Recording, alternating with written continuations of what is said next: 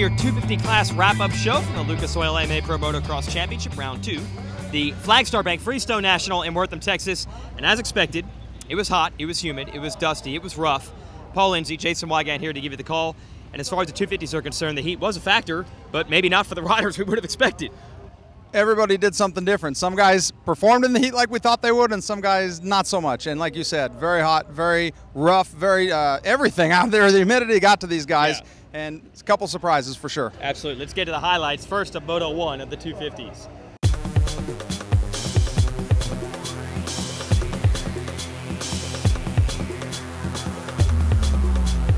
Let's go racing in the first 250 moto, and the momentum continues.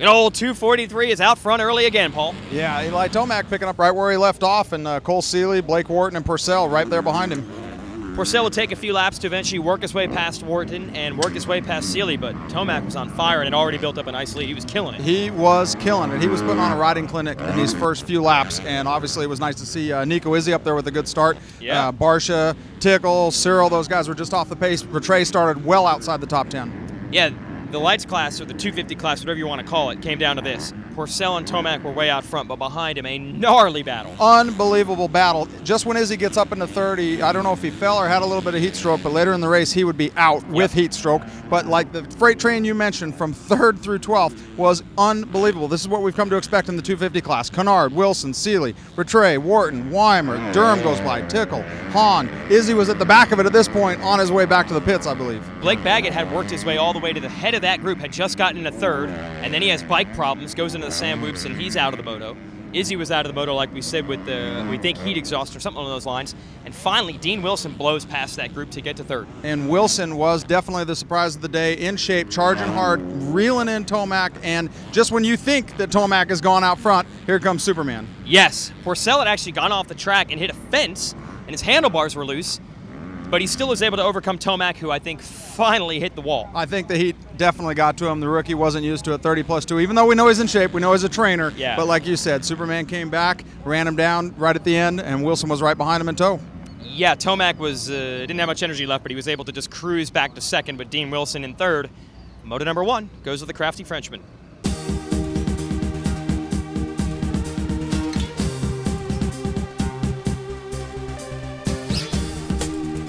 The question was, how much recovery could Eli Tomac do between motos? He definitely was eager for the 2nd moto because he goes out and gets in another hole shot. Yeah, this time Wilson was right behind him, Wharton with another great start, but Purcell and Weimer down on the first turn, but up quickly. Yeah, that's going to shake up the overall. Purcell was up to about 30th, just tipped over in the first turn. It wasn't that bad, but coming from that far back, Wilson or Tomac were really up there to fight for the overall.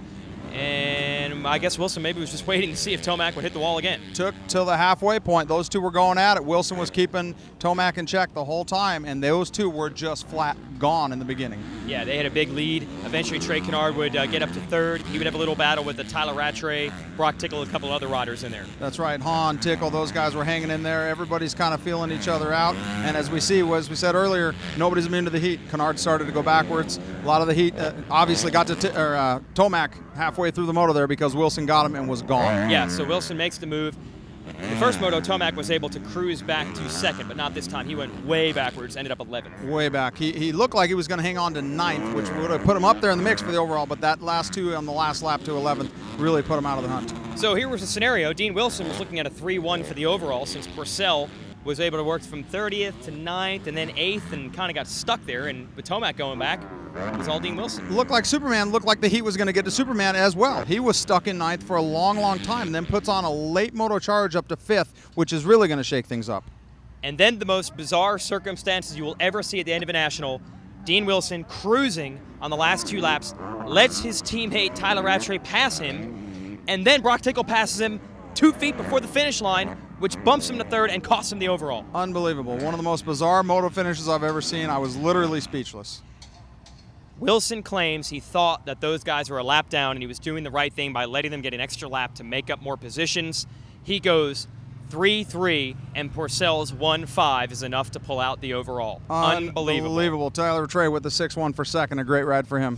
I just had the crash at the start, and then I was way back, and I was like as usual, and I just came back 5th, and wasn't really happy about it. So I just gotta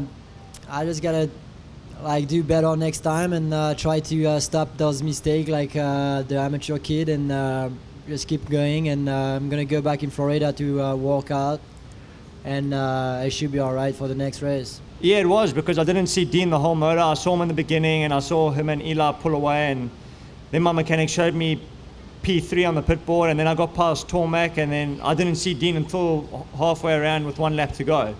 So I saw Dean, and then I was like, he's leading.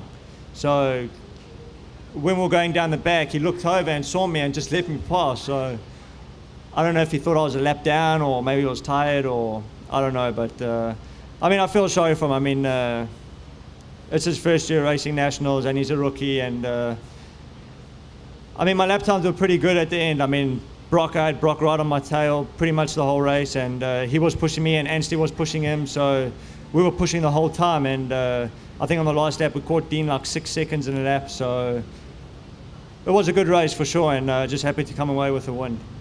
Yeah, it was. Everything was going well, you know.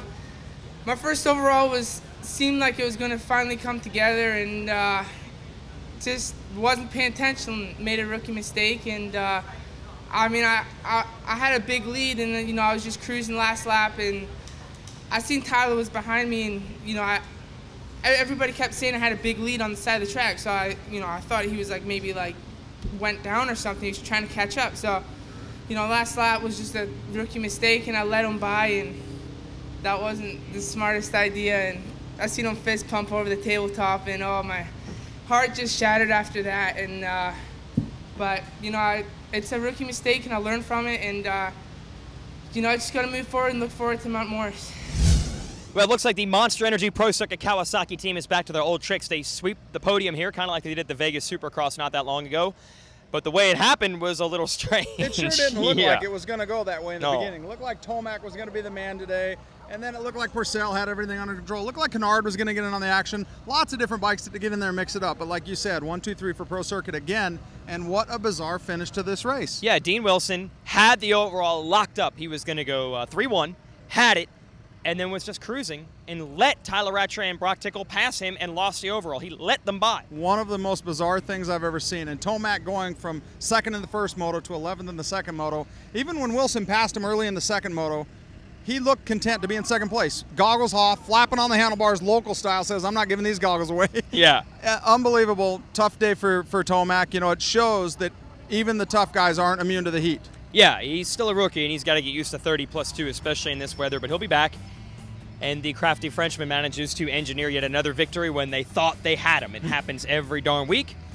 Speaking of that, we'll be back next week at High Point in Mount Morris, Pennsylvania. Hope to see you there, or just tune us in on allysports.com. Paul, thanks for joining us these first 2 rounds. It's been good. Absolutely, except for this heat. I don't know. I get to work out a little bit more like the riders. You probably feel like you did just standing here. Thanks for watching.